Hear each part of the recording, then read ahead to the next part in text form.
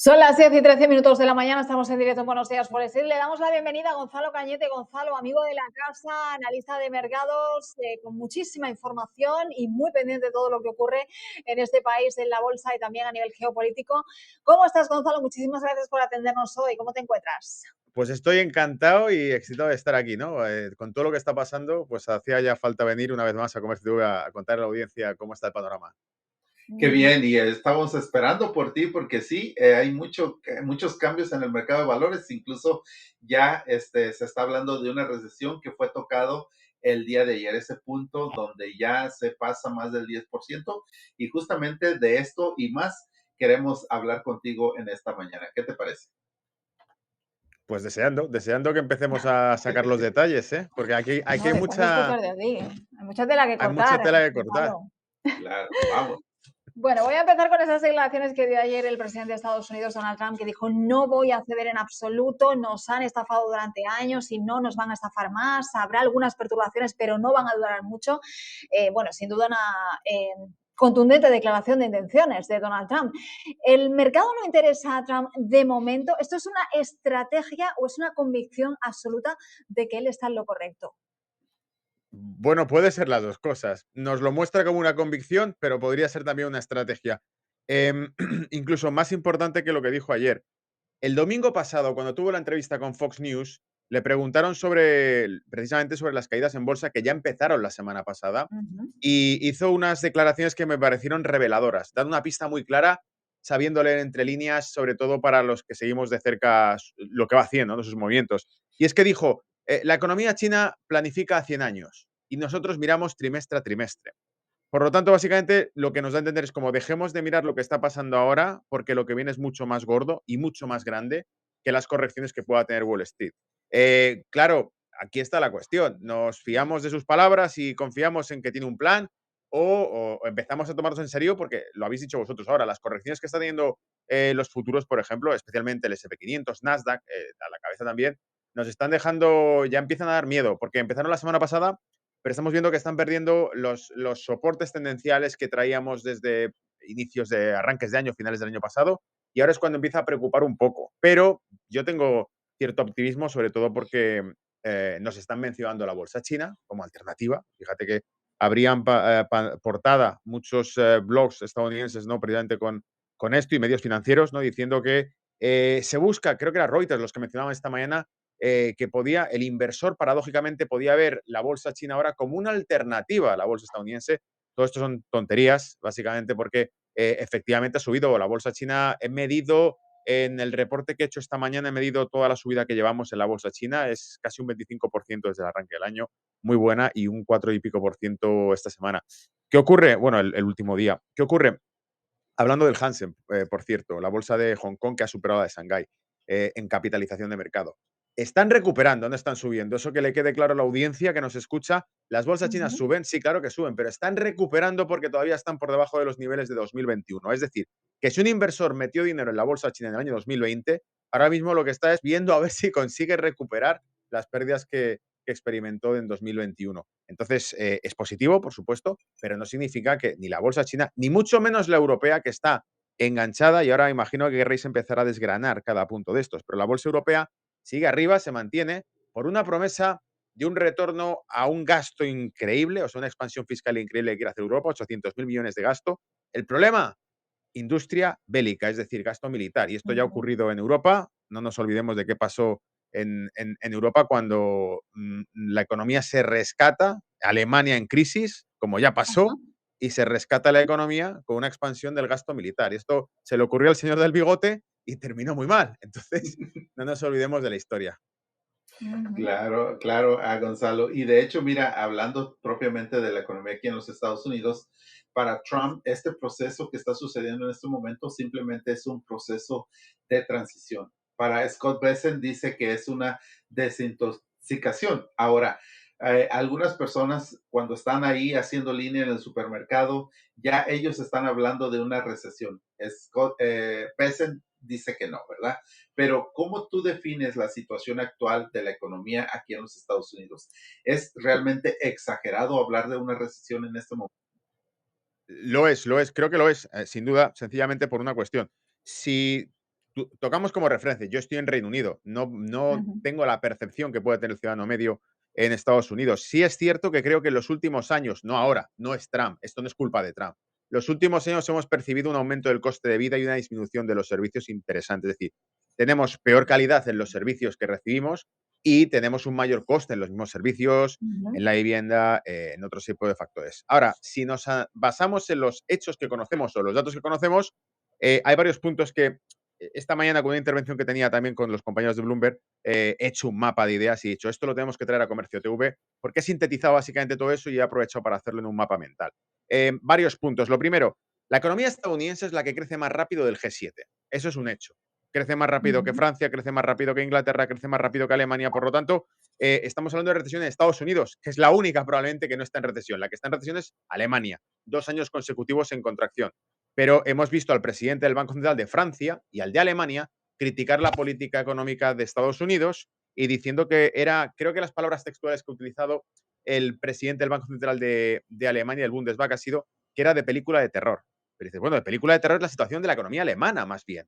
La Ujú. economía estadounidense en el último trimestre presentó y revisó es del 2,3% de crecimiento trimestral del Q4 del año pasado. Alemania tiene crecimiento negativo. Esto es lo que es de terror. Y lo segundo, la tasa de paro sigue siendo de las más bajas del G7. Es Sí. decir, está a niveles parecidos a los del Reino Unido, pero está por debajo de Europa, de la zona euro y del resto de países, está por debajo de la tasa de paro de Alemania. Por lo tanto, desde el punto de vista del crecimiento económico y del empleo, Estados Unidos está bastante mejor que el resto de competidores en el G7.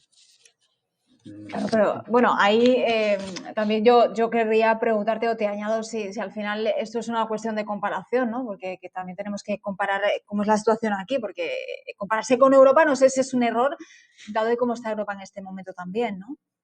Es deprimente, claro, pero lo curioso es que tengamos una crítica generalizada a la economía estadounidense o al plan. Primero porque no sabemos cuál es el resultado del plan, no podemos estar juzgando exactamente si básicamente lo que escuchamos de forma generalizada es que la política arancelaria de Donald Trump va a sumir a Estados Unidos en una crisis por extensión, por mucho que digan a Estados Unidos, si esa crisis llega, es una crisis global, no es una crisis de Estados Unidos, Pero porque la escúchame, desaceleración. Gonzalo. Ujú, sí, es que precisamente te quería decir eso, ¿no? Ya que lo mencionas, porque estábamos viendo, y llevamos toda la semana y la última semana igual. Aranceles hoy sí, mañana no. Pasado te voy a grabar con el doble. Ahora te meto 200. Se le puede ir de las manos esta estrategia de negociación a Donald Trump y precisamente voy a lo que estabas hablando. Llevarnos a una guerra comercial sin precedentes, no a Estados Unidos, sino a nivel global. Sí, claro, claro. De hecho, mira, para entender exactamente las consecuencias que puede tener esto que realmente parece un juego, es decir, parece que estuviésemos casi con un juego entre niños o entre adolescentes jugando a las tarifas y además con efectos inmediatos, porque el tipo dice, lo voy a poner en 48 horas, entra en vigor. Pero aquí la Ujú. cuestión clave pasa como con los datos macro de Estados Unidos frente al resto de competidores. Aquí lo mismo, las balanzas comerciales de Estados Unidos frente al resto de top 5, top 10 de las principales economías del mundo. Pues por razones del destino, resulta que Estados Unidos tiene un déficit comercial con casi todos, excepto con Reino Unido, con casi todos. Por lo tanto, evidentemente es el que más compra a China, es el que más compra a Alemania, es el que más compra a la zona euro. Entonces, cuando tú tienes un déficit comercial con tu vecino, tú le amenazas a tu vecino con no consumir su producto. Y la forma de no consumir su producto es duplicando su precio. Es decir, dice, bueno, vosotros queréis que sigamos consumiendo vuestro producto, vuestro servicio. Sí, vale, pues para que yo deje acceso a tu producto y tu servicio en el mercado estadounidense, tú tienes que comprarme algo a cambio. O me compras algo a cambio o vienes e inviertes aquí. Pero básicamente, mientras yo tenga la capacidad de consumo principal del planeta, no nos olvidemos un dato relevante del año 2022. El consumo agregado de Estados Unidos sumaba 16 billones de dólares. Todo el consumo agregado de los BRICS sumaba 11 billones de dólares. Es decir, Estados Unidos solo tenía mayor fuerza de consumo que todos los BRICS juntos. Por lo tanto, es el cliente número uno del planeta, del mundo ahora mismo. Es el que más consumo tiene. Y como tiene esa palanca, por decirlo así, Donald Trump, la Ujú. utiliza a su antojo. Lo que está diciendo Donald Trump es básicamente, vale, vais a hacer que esta sea la época dorada de Estados Unidos. Vais a invertir aquí todo. Pero empezando por TSMC, la mayor productora de semiconductores taiwanesa, Sí. el tipo sale, dice Ujú. que tienen que recuperar la industria y la tecnología de semiconductores estadounidense que se llevó Taiwán. Y claro, te pones a investigar la historia y resulta que uno de los principales CEOs de TSMC venía de Texas Industries y era medio taiwanés, medio estadounidense. Entonces, cuando dice esto, tiene algo de fundamento. Parece que está loco, que dice cosas a la prensa, pero uno se pone a estudiar por qué está diciendo lo que dice y se encuentra que tiene base histórica lo que está diciendo. Y semanas después, el CEO de TSMC está en Estados Unidos reunido con él y anuncia que meten 100 billones de dólares en la economía estadounidense y que van a empezar a producir con Intel allí. Luego, digamos que la apuesta que está haciendo parece que puede ser posible que entre inversión en Estados Unidos y que aumente la capacidad productiva de Estados Unidos. No va a ocurrir en 48 horas, pero resulta que a lo mejor en 6 meses o un año todos se están equivocando y este tipo realmente le mete un turbo a la economía estadounidense. Wow, qué cosas, cómo es interesante realmente profundizar en las noticias y por ello, bueno, eso es lo que hacemos aquí día a día en Buenos Días Wall Street y propiamente trayendo invitados como eres tú, Gonzalo. Ahora, vamos a continuar. Las amenazas arancelarias en los Estados Unidos han borrado 5.700 millones de dólares en capitalización de productos europeos, propiamente en bebidas alcohólicas. El mercado francés es castigado con una fuerza realmente brutal, podemos decirlo así. Ahora, ¿Europa podría permitirse una escalada comercial o no? No puede, porque cuando miramos, se la puede permitir en determinadas partidas probablemente. Por ejemplo, lo que tú acabas de mencionar. Para Francia, el mercado de la venta de alcohol es crucial porque básicamente es lo que más exporta a Estados Unidos. Entonces, a ellos sí le perjudica. Y podemos analizar partida a partida cada producto o cada servicio que exporte Europa hacia Estados Unidos. A lo mejor en alguno tiene ventaja, pero en términos generales, la balanza comercial de Estados Unidos tiene un déficit de 60 y pico mil millones de dólares en negativo con Europa. Es decir, le está comprando más productos a Europa que los que Europa le compra a él. Si entramos en una espiral de tarifas unos contra otros, los que pierden es Europa, porque es Europa la que primero está en peor situación macroeconómica, está en recesión y en contracción ahora mismo Europa. Solo le va a salvar si hay guerra. Si la guerra encima se firma un acuerdo de paz, ¿para qué se están gastando lo que se gastan? Con un aumento del gasto público, con una inversión en balas y en tanques, pues más vale que haya guerra, porque como encima haya un acuerdo de paz, Europa se va a comer con patatas los tanques. Y eso cuando no se lo tenga que comprar probablemente a Estados Unidos, como ha hecho siempre, es decir, a Lockheed Martin, a todo el tema de F-35, de armamento, etcétera. Pero volviendo al mismo tema, Europa está débil económicamente porque está en contracción, con cierre de industria, y tenemos por otro lado a Estados Unidos, que no está tan débil como Europa, crece mucho más rápido que Europa y que encima tiene mayor consumo de producto europeo que Europa de producto estadounidense. Luego, si empiezan a recortar de aquí y de allá y a subir tarifas, se quedan solo los estadounidenses porque son los que más compran a todos. Bueno, Gonzalo, creo que estos aranceles del 200%, ¿no? A Europa, tarde o temprano, ¿no? Habrá una negociación, habrá diplomacia, von der Leyen está dispuesta a negociar y me imagino que esto se acabará dando marcha atrás, ¿no? Sí, lo que pasa es que les va a costar mucho reconocerlo. Es decir, no es solo que muchos de los cargos políticos que están ahí han criticado abiertamente a Donald Trump durante la campaña electoral de Estados Unidos. Muchos. Y empezando además por su vecino, hermano, primo lejano, Reino Unido, que lo tiene ahí. Stamer hizo campaña contra Donald Trump. Y ahora Stamer tiene que ir a Estados Unidos, tiene que reunirse con él, darle la mano y además suplicar o cruzar los dedos, rezar tres padres nuestros para que no apunten a Reino Unido en la guerra comercial. Porque por Europa van. Y Reino Unido, que por cierto, Stamer proponía reunificarse con la Unión Europea, volver a entrar en la Unión Europea, una reentrada del Brexit, tras el Brexit, ahora ni lo menciona, porque como Reino Unido esté dentro de la Unión Europea, igual se come todos los golpes comerciales que van a llevarse a la Unión Europea. Fíjate cómo ahora Reino Unido se hace el loco y trata de mantener una relación neutral y cordial con Estados Unidos. Nosotros no somos la Unión Europea, por favor, tranquilos y vamos a hablar y vamos a hacer cosas, porque no quieren llevarse los aranceles y además porque tiene super plus con Reino Unido, precisamente. Pues no sé si ha sido el presidente del banco, no, ha sido el presidente del consorcio de acero y de metales de la industria británica, dijo hace poco, un gran cargo de la industria de metales británica, dijo esta misma semana que no se han dado cuenta todavía Estados Unidos, pero es una industria estratégica para Estados Unidos, los acuerdos comerciales con Reino Unido, porque favorecen metales y producción de acero de alta tecnología para Estados Unidos y para la industria estadounidense. Y por eso es estratégica la relación comercial con Reino Unido. Y no nos olvidemos que esto ha funcionado, ¿eh? Ha habido otros países que se han librado de esto. Australia, por ejemplo, lo hizo también, diciendo, nosotros no tenemos ningún conflicto comercial con Estados Unidos y mantenemos una buena relación estratégica de negocio. Y Donald Trump lo reconoció y dijo que sí, que no tenía por qué tener un conflicto comercial con ellos. Y otra pregunta que tengo, hablando de aranceles, al final los aranceles son una herramienta comercial, ¿no? Y estamos viendo a Donald Trump implementando los aranceles a áreas que están relacionadas no precisamente con el comercio, ¿no? Pues como son la inmigración, el fentanilo, la protección del dominio del dólar estadounidense. ¿Esto para ti tiene sentido? ¿Volvemos a sacar los aranceles como una arma o como una estrategia, ¿no? de negociación? ¿O crees que hay algo más? Sí, yo lo he dicho siempre, desde que empezó esto lo he dicho, incluso lo empecé a decir desde 2019, cuando tuvo la otra legislatura y empezó la guerra comercial. Los aranceles los utiliza como herramienta política, le da igual el producto que se esté vendiendo, no le importa si pone un 200, por eso son arbitrarios y por eso son de anuncio un 25%, que es lo que ha ocurrido con el caso de Europa. Anuncio un 25% de aranceles sobre el acero y sobre el aluminio a nivel global, a todos los países. Europa se da por aludida, responde con soberbia, ¿no? De esto, nosotros somos Europa, somos un bloque muy poderoso y por eso vamos a hacer contramedidas arancelarias. Y Donald Trump dice, bueno, pues prepárate porque entonces ahora es personal. No lo era hasta ahora, pero en el momento en que pongas aranceles contra el producto estadounidense, entonces ya me focalizo en ti y subo un 200%, no 50, no 30, no 27, 200. Es simbólico, es una cuestión política, es decir, lo que quiere hacer es lograr concesiones políticas. Quiere que México trabaje coordinado con la agenda de Make America Great Again. Quiere que Canadá también lo haga. Todos le odian.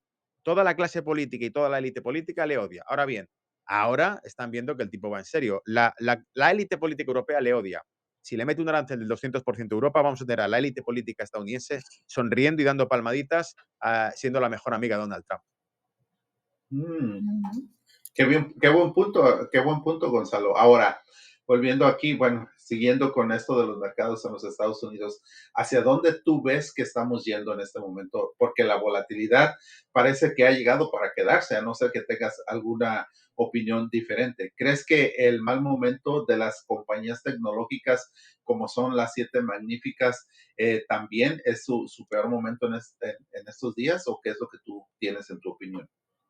No es un momento positivo, lo admito, no es un momento bonito tampoco. Hay una cuestión clave, fundamental, además, para el mercado estadounidense. Hablamos, el mercado europeo es un desastre. El mercado estadounidense, que era el único que funcionaba, está presentando síntomas malos, extraños. Por ejemplo, tenemos caídas de la demanda de bono, con un aumento del rendimiento del bono estadounidense. Hemos visto, iba muy bien el bono estadounidense y ha empezado a repuntar de nuevo. Todavía no estamos en las peores zonas que teníamos hace un par de años, ¿vale?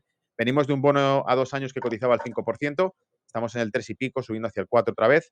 Eso es mala señal porque indica caída de la demanda o del interés en el bono estadounidense. Ray Dalio lo anunciaba también esta semana, comentaba que podría haber una crisis de deuda en el bono estadounidense, lo cual sería histórico y sin precedentes. Pero un bono estadounidense con baja demanda, la renta fija se debilita. Un mercado de equities, renta variable, las acciones también cayendo. Caen los bonos, cae la renta fija, cae la renta variable y además cae el dólar. Por lo tanto, esta triplete, esta trinidad de los tres activos principales sobre los que pivota el riesgo cayendo, son sucesos que ocurren en muy, muy excepcionales ocasiones. Generalmente vemos que si cae la renta variable se fortalece el bono estadounidense como refugio, que además cuando el dólar está fuerte es cuando vemos que cuesta más subir a Wall Street, pero que esté cayendo los tres factores a la vez es más extraño, por eso es un síntoma negativo y malo. Yo lo que creo también es que tiene catalizadores, aunque no lo creamos. Por ejemplo, esto está ocurriendo solamente porque la bolsa europea resiste y porque el euro se ha fortalecido. Si quitamos esos factores, probablemente sigue siendo el único mercado que puede tener fundamentales y datos macroeconómicos para respaldarlo, el de Estados Unidos. Por lo tanto, por ejemplo, el tema del conflicto de Ucrania y el anuncio de la transmutación de toda la economía europea a una economía de guerra, que es lo que están haciendo, anunciando abiertamente. Sé que lo que digo, para la gente que esté un poco despistada porque sigue medios generalistas, le puede parecer una locura.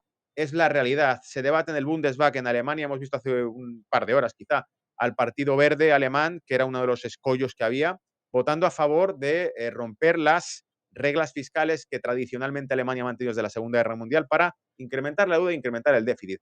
Europa se está convirtiendo en una economía de guerra y además ha anunciado un gasto explosivo, 800.000 millones, en un proyecto. Habrá que ver si eso se convierte en realidad, pero de momento con esa promesa atrae como la miel a las moscas a todo tipo de inversión que diga, bueno, pues si va a haber tanto gasto en Europa, no pueden caer. Vamos a entrar en valores y en euro, porque va a haber muchísimo gasto y va a tener un turbo la economía europea. Pero la economía europea está en recesión. Y para que eso pase, se tienen que poner de acuerdo muchas cabezas en Europa. Y Europa ahora mismo es un gallinero. Han perdido las elecciones en todas partes. Eso te iba a decir, que para ponerse de acuerdo en Europa, bueno, en fin. Te quería hablar de un tema que también preocupa y mucho, quizá no se ha hablado tanto, pero sí se está hablando bastante también del tema de la deuda, del gasto público. Scott Bessent ha reiterado su opinión de que los niveles actuales de gasto público son insostenibles, el déficit de Estados Unidos presupuestario sigue engrosándose. Ray Dalio aseguraba que el problema es muy grave y que las consecuencias pueden ser brutales a la de un infarto económico si no se toman medidas inmediatas. No sé, nos estamos enfocando demasiado en aranceles, en inflación, cuando el gran problema de este país a abordar es la deuda. Sí, 100%, pero vamos, lo ha sido ahora y lo lleva siendo casi toda la historia de las últimas décadas de Estados Unidos. Es una huida hacia adelante, es un sistema de reciclaje de dólares, lo que muchos han catalogado como una estafa, empezando por Charles de Gaulle en los años 60. Tengo puesto un vídeo de los años 60 en X, colocado, clavado justo al inicio de todo, donde muestro un vídeo de la televisión nacional francesa, donde explica precisamente que el sistema que tiene Estados Unidos de financiación es básicamente pagar sus deudas con un dinero que ellos mismos emiten. Si cualquier otro país del mundo hiciese eso, Europa lo ha intentado, pero no tiene una moneda de reserva alternativa al dólar, es el 16, entre el 16 y el 20% de la reserva mundial está en euros. El resto está en dólares, más del 60%. Por lo tanto, Estados Unidos puede constantemente emitir dólares para poder pagar sus deudas. Y por eso, con esa idea, se escapa siempre hacia adelante. Es decir, se piensa, "No, vamos a seguir emitiendo deuda porque total podemos pagarla mientras sigamos imprimiendo billetes". Hace años, no sé si era 2002, 2003, Alan Greenspan, Merlín, el Merlín de Wall Street, el expresidente de la Reserva Federal, en una entrevista de CNBC, le preguntaron cuál era el riesgo de default de la deuda, de impagos de la deuda estadounidense. Y el tipo dijo, el riesgo es cero. Es cero. Y el tipo dijo, hombre, supongo que si algún día no tuviésemos dinero para pagar nuestras deudas, siempre podríamos imprimir más.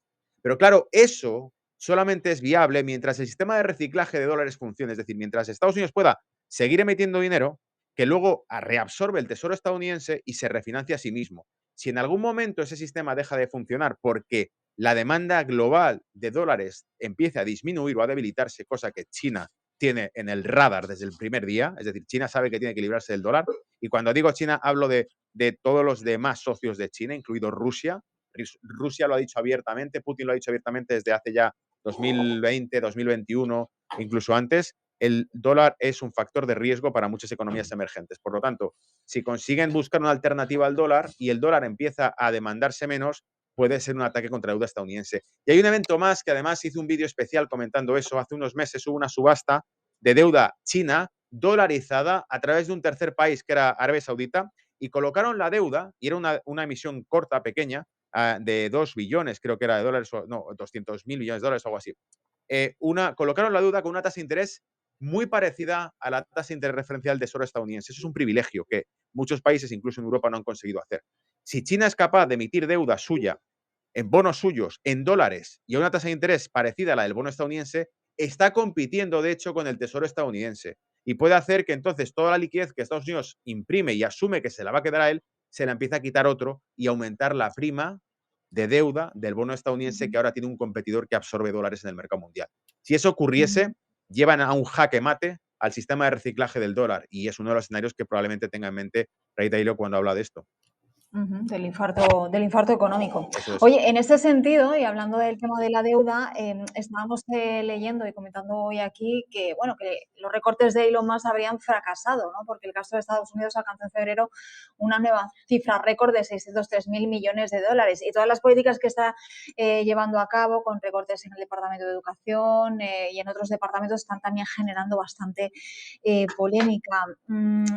Hablo primero de 2 billones, luego recortó a 1. Lo de Elon Musk es una cruzada contra algo prácticamente imposible. ¿Crees que va a lograr ese objetivo o por lo menos se va a acercar? ¿O es una misión imposible, podríamos decir? Bueno, yo tomaría como referencia, para que sepamos de qué estamos hablando, referencias históricas. Cada vez que se ha hecho una reforma, una transición a un modelo económico, y lo hemos visto con la escuela de los Chicago Boys, ocurrió en Chile en los años 70, ocurrió también en Rusia con la transición. Cada vez que se hace un cambio radical, y es lo que en teoría nos han vendido, según Donald Trump, es un cambio radical y según Elon Musk, están básicamente tirando del freno de mano y haciendo que pare todo el gasto público para tratar de ver en qué se está gastando dinero. Nos leyeron partidas de gasto, las leyó Donald Trump y dijo, esto es serio, lo dijo en el Congreso.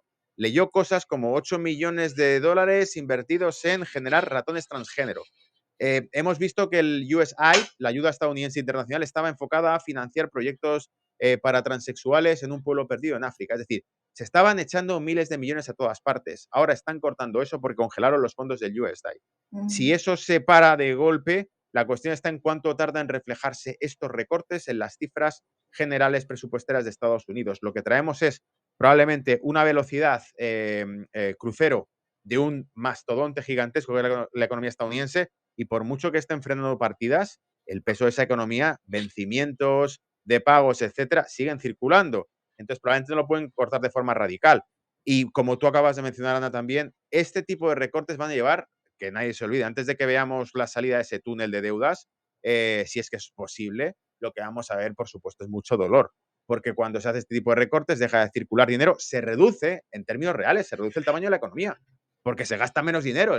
Cuando tú reduces el sector público, estás beneficiando a medio o largo plazo al ciudadano medio, porque le van a cobrar menos impuestos y va a tener más libertad, pero en el efecto inmediato lo que vas a ver es que hay menos servicios y menos actividad, porque ha disminuido el tamaño de la economía. Pero por el lado del sector público es lo que no queremos. Queremos que la economía funcione libremente entre individuos sin que esté parasitada con altos impuestos y con gente que cobra sin saber muy bien por qué, y del dinero de todos. Entonces, creo que hay un periodo de transición que genera malestar social, siempre ha ocurrido a lo largo de la historia, y que luego después también siempre ha ocurrido, esos periodos de dolor y de transición en el modelo económico se suelen traducir en un boom económico de crecimiento mucho más rápido. Ocurrió para Rusia, para Chile, en fin, por eso digo que ocurre en casi todas las economías que es una reforma radical. Bueno, ya lo dijo el propio Donald Trump, habrá dolor, pero renacerá, ¿no? Estados Unidos y bueno, pues seguirá siendo o se convertirá en la potencia económica. Gonzalo, no sé si quieres añadir algo más, Ale, pero de verdad, Bueno, te invitamos, es una masterclass aquí de economía. sí, agradecerle a Gonzalo. Pero Gonzalo, te hago una pregunta ahorita con los mercados que el día de ayer estuvieron en rojo y cruzaron al terreno de corrección. El día de hoy, pues hay una muy buena recuperación. ¿Qué es tu opinión? ¿Nos mantendremos dentro del terreno de corrección por algún tiempo y saldremos de ahí sin dificultad, o es que realmente vamos a ir a un terreno de mercado bear market o un terreno de osos, como se conoce? Bueno, como suelo decir a los clientes, ¿no?, del mundo institucional, ¿no?, en el que trabajo, si supiésemos la respuesta a esa pregunta, no estaríamos aquí hablando, estaríamos demasiado ocupados ganando dinero. Pero evidentemente, lo que sí creo que sirva como pista a la audiencia, el índice más grande del mundo, en cuanto hablamos de bolsa, evidentemente, hablamos de renta variable y qué es lo que puede ocurrir. Bueno, pues el índice más grande del mundo, el gigantesco, es el Standard Poor's, el referencial, la cesta con las mayores o los mayores selectivos. Russell 2000 o Wilshire, hay otros índices que tienen compañías más pequeñas que suelen reflejar mejor el tejido real de la economía estadounidense para que nos marquen un poco el terreno. Pero aquí el que manda es el Standard Poor's, el SP500, el índice más grande del mundo, un gigante, un monstruo.